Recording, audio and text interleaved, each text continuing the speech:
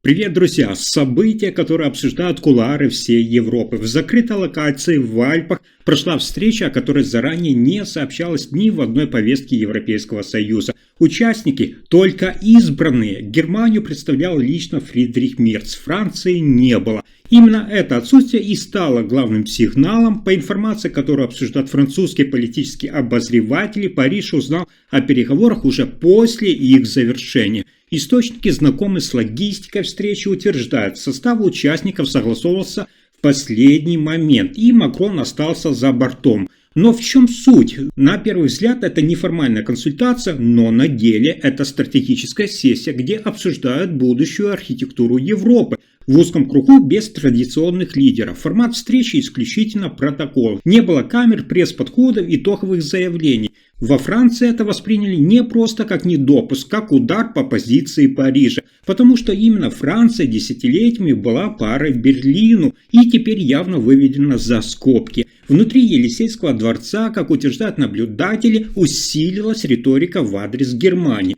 Макрону показалось, что с ним обошлись демонстративно, особенно на фоне того, что именно Мерц инициировал экономическую панель встречи. Теперь в ходу формулировки вроде «Германия действует в одиночку», «Евросоюз больше не консенсус» и «Берлин уходит в тень от Парижа». Но неформальный сигнал уже отправлен, и он прозвучал громко.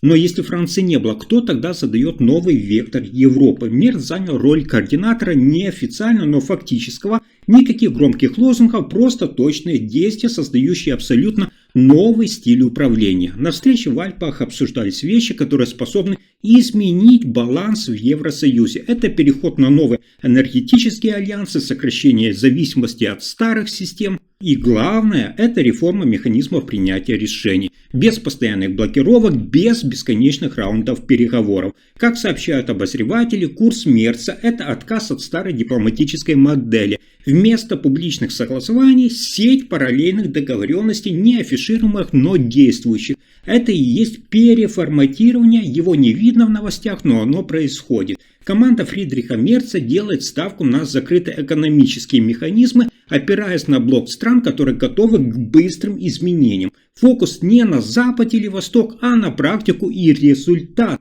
Интересно, что этот стиль почти полностью исключает прежние каналы Европейского Союза. И именно поэтому канцлер не ждет общего решения. Он создает пространство, где Германия выступит как конструктор, идущий впереди, даже если другие отстают. Для бюрократии Евросоюза это шок, а для союзников либо шанс, либо вызов. В этой модели Франции все труднее найти свое место, потому что новый центр Европы уже не Париж, а Берлин. А теперь к самому болезненному. То, что долго называли наследием Меркель, сейчас превращается в черновик для полной переделки. Команда Мерца, по данным источников из внутреннего блока правительства, инициировала масштабный пересмотр ключевых законов, принятых при канцлерстве Ангелы Меркель. В фокусе это внешняя политика, энергетическая модель, а главное все, что касается миграции и гуманитарных квот.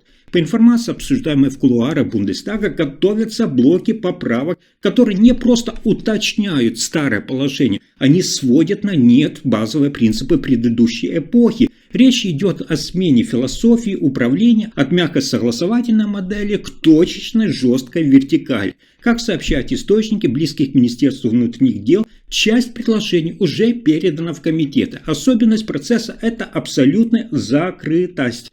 Никаких громких заявлений, никаких формальных споров. Меркель не комментирует происходящее, но в политических кругах все очевидно. Ее архитектура разбирается молча, без конфронтации, но методично. Без скандалов, но со стратегией. Соблюдая правила, Мерц не отрицает предшественницу. Он как будто переписывает инструкцию, не упоминая автора. Это не отмена курса, это демонтаж всей логики, на которой он держался. Причем без шума, без лозунгов, все через работу комиссии и подзаконные нормы. Для публики все выглядит нейтрально, но юристы уже говорят, Германия выходит из постмеркелевской эпохи и входит в период, когда нормы пишутся заново и пишутся под совершенно другой стиль управления.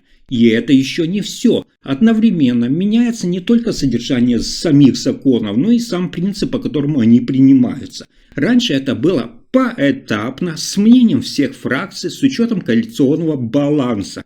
Теперь это быстро, жестко и без лишней оглядки. Команда Мерца внедряет логику корпоративного управления. Если есть план, он реализуется. Если нужно изменить статью, она меняется. Без месяцев обсуждений, без трений между министерствами. Как отмечают политические обозреватели, этот стиль не парламент, а совета директоров. Многие внутри системы недовольны, особенно представители старой школы. Но именно эта новая схема позволяет принимать десятки решений в месяц, не теряя темпа. Экс-канцлер Ангела Меркель строила Германию компромиссов, но компромиссы сегодня это воспринимается как слабость, а время требует совершенно другого. Речь идет о переходе от мягкой силы к управлению через действия. И если раньше каждая инициатива проходила длинный путь согласования, то теперь она может стать законом за считанные недели. Появились новые термины. Быстрый канцлер. Он означает не спешку, а целеустремленность. Мерц не торопится, он просто не останавливается. И здесь возникает новое ощущение. Германия впервые за долгое время живет не по привычке, а по задаче. Это тревожит старую элиту, но нравится бизнесу и тем, кто устал от бесконечных разговоров ни о чем. А что, если за всеми этими реформами скрывается вопрос, от которого дрожит Европа? Это золото, тот самый стратегический резерв, о котором говорят шепотом в финансовых кругах. Но теперь все выходит наружу. Берлин инициировал пересмотр всей логистики золотого запаса. Речь идет не только о слитках, которые находятся в ФРГ. Главная интрига – это активы, расположенные за пределами страны. По данным аналитиков, часть немецкого золота до сих пор хранится в Нью-Йорке, Лондоне и Париже. И вот именно последний пункт вызывает особое внимание. Франция не скрывает своего недовольства. Как сообщают немецкие обозреватели, официальный Берлин уже запросил детализированные отчеты о состоянии, объемах и юридических условиях хранения, в том числе возможности физического перемещения золота обратно в Германию. Слухи начали множиться, некоторые экономические порталы уже пишут, что это не просто проверка, это сигнал финансовый, геополитический, а главное суверенный. В кулуарах Европейского Центробанка уже заговорили. Если Германия реально начнет возврат активов, это может спровоцировать эффект домино. Другие страны спросят, а где их резервы? Но контекст меняется. Германия хочет знать, сколько именно у нее золота и где оно фактически. Потому что в новой архитектуре Европы вопрос доверия – это не цифры в отчете, это металл в сейфе.